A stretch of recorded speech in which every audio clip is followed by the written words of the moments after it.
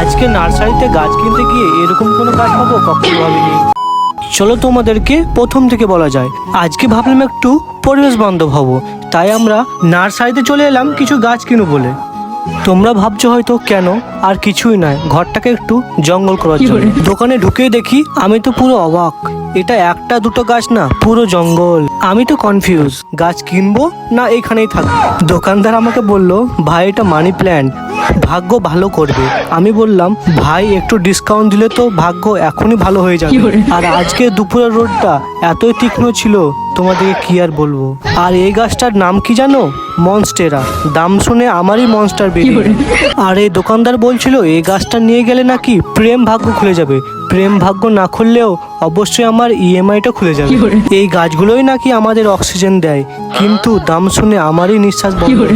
সত্যি কথা বলতে গেলে গাছ কিনবো তো ভেবেছিলাম, কিন্তু শেষে যে এতগুলো গাছ কিনবো তা কখনো ভাবিনি।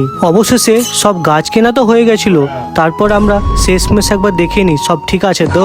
আর যেটার ভয় ছিল সেটাই হলো, দেখো এই গাছটা পুরো ভাঙা, তাই আমরা ওটার বদলে এক্সচেঞ্জ করে এটা নিলাম। আর এত জিনিস তো গাড়িতে নিয়ে যাওয়া সম্ভব না, তাই জন্য আমরা একটা অটো ভাড়া করে নিলাম। Subscribe bye.